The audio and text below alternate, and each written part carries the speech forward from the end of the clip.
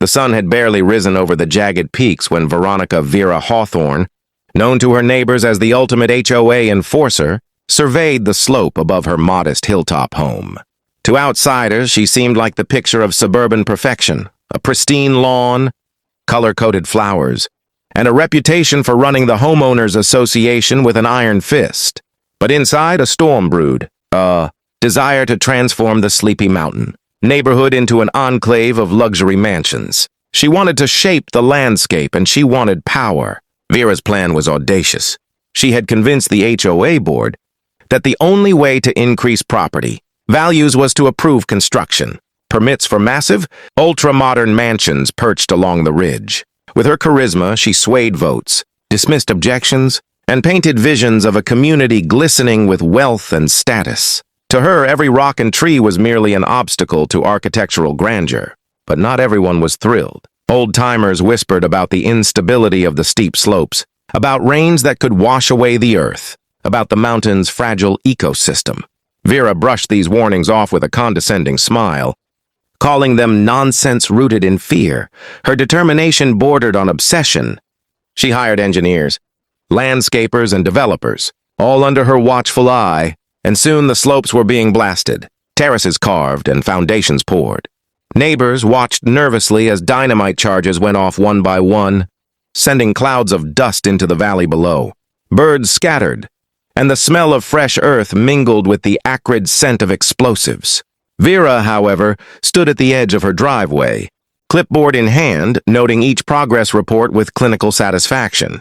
"This mountain will bow to human ingenuity," she muttered to herself, a mantra repeated so often that even the wind seemed to echo it. Yet nature has its own designs. Unseen fractures, hidden beneath years of moss and rock, had begun to shift. Small tremors rattled windows, and the rumble of loose stones grew louder. While Vera's eyes were fixed on blueprints and financial forecasts, the mountain whispered warnings she refused to hear. Her own house, perched precariously at the base of the blasting zone, seemed immune to her calculations.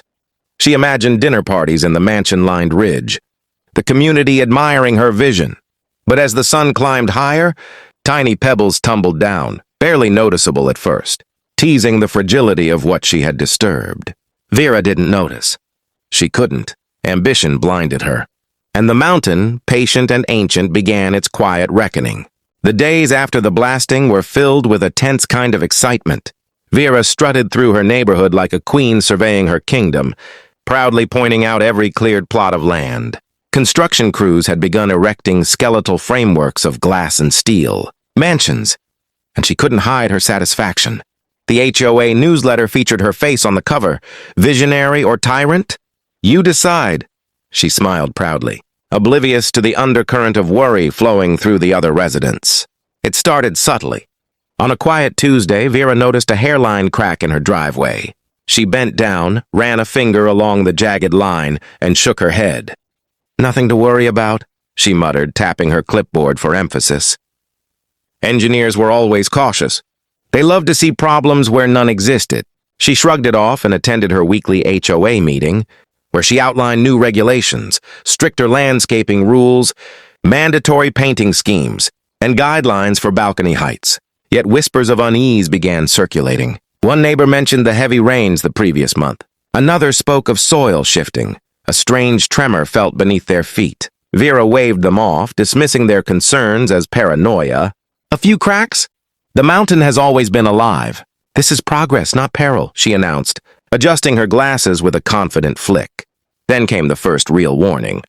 Late one night, a low rumble echoed from the ridge above. It was subtle at first, like distant thunder, but it didn't come from the sky.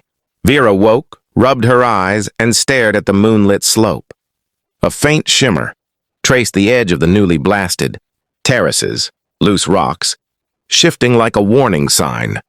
She grabbed her binoculars and scanned the hill.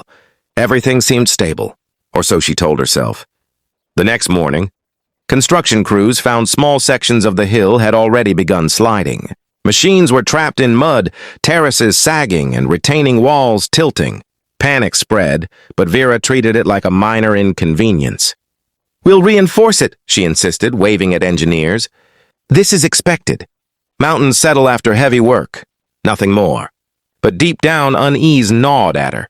That night, as she walked to her kitchen, she noticed tiny cracks forming along her front porch. A hairline fracture zigzagged across the brickwork. She bent down, touching it, feeling the cool vibration beneath her fingertips. Her chest tightened, but she forced herself to smile. "It's nothing," she whispered. "Just the mountain talking." Yet the mountain was listening, and it had begun plotting. Its slopes, once steadfast, now trembled with impatience. Every blast Vera had ordered, every boulder displaced, had weakened the delicate balance. Nature doesn't forget, and it doesn't forgive. As Vera drifted off to sleep that night, her dreams were haunted not by her future mansions, but by the mountain itself, patient, immense, and waiting. The following morning, Vera woke to an eerie stillness. The usual chirping of birds was muted, the wind strangely absent. She shrugged, attributing it to early winter, and stepped onto her porch.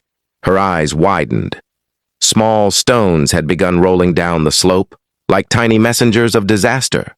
She frowned, squinting against the sun. Engineers had been called again. They inspected the terraces, the retaining walls, even the foundations of the half-built mansions. Their reports were cautious. The soil was unstable, and continued blasting could trigger a serious landslide. Vera, however, dismissed their warnings with practiced confidence. "This mountain is mine to manage. I've done the calculations. Nothing will happen." Neighbors were growing anxious. Families began packing emergency kits, and pets were kept indoors. Yet Vera seemed impervious, holding daily inspections as if her presence alone could stabilize the earth. She walked among the construction sites, clipboard in hand, ticking off items with a serene smile, instructing crews to continue the blasting and excavation. "We're shaping the future," she declared, her voice echoing across the slopes. But subtle signs grew impossible to ignore. Water seeped into cracks along the base of her property. Mudslides, small at first, appeared near construction zones, carrying displaced stones and debris. The ground trembled underfoot when she walked. Even the tallest pines at the edge of the ridge tilted slightly, like they were bowing under the weight of impending doom. One evening, a neighbor approached her cautiously. "Vera," he said, pointing to the upper slopes. "The hill. It's moving. You need to stop now." Vera laughed, brushing him off. "You worry too much. Progress requires sacrifice. The mountain bends to ambition, not fear." That night she sat by the fireplace, staring at her plans for the new mansions. Her pen hovered over the page, but her thoughts were elsewhere. A faint, rhythmic cracking echoed from the ridge above, barely audible, but impossible to ignore. She paused. "It's just rocks settling," she muttered to herself. "Nothing more." The truth was undeniable, though she refused to see it. The mountain had been pushed too far, its natural defenses compromised. Loose earth, displaced boulders, and fractured soil formed a precarious structure, one tremor away from catastrophe. Vera, consumed by ambition, had ignored every instinct, every warning, every whisper of nature's patience. As she climbed into bed that night, her dreams were restless. She imagined her mansion-lined ridge, shining in the sunlight, but behind them, shadows of slipping soil crept closer, imperceptible but growing. She thought herself invincible, untouchable, but the mountain had other plans. Deep down, though she would never admit it, a flicker of unease burned in her chest. And in the silent darkness above, the mountain waited, ancient and relentless, ready to reclaim what had been disturbed. The morning air was crisp but tense. Vera woke to a low, almost musical rumble echoing from the slopes above.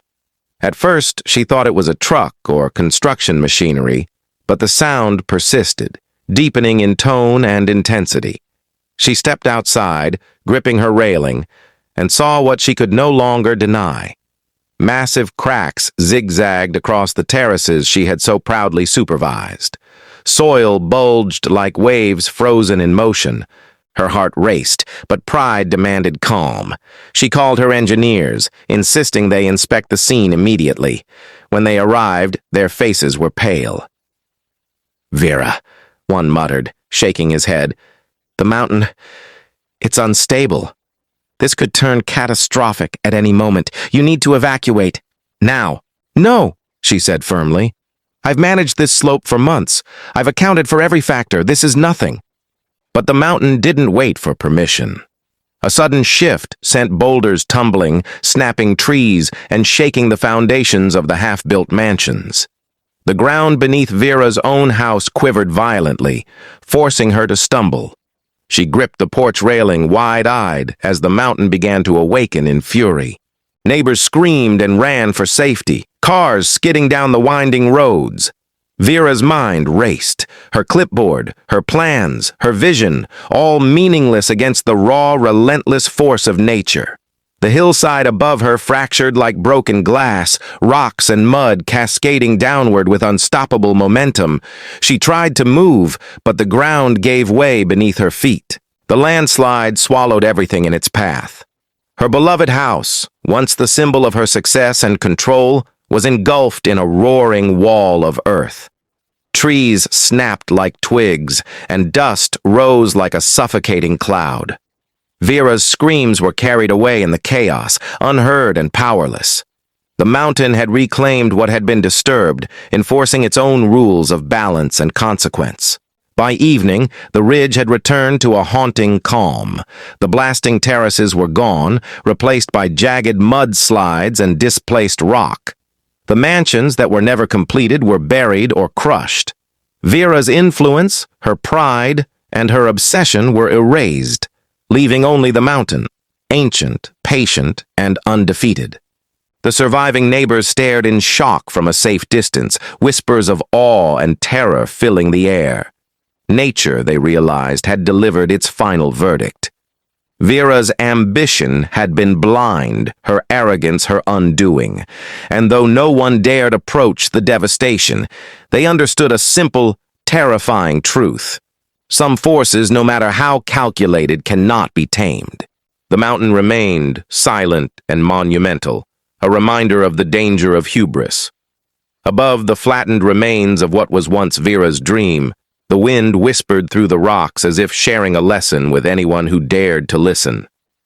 Nature remembers, and it always strikes back.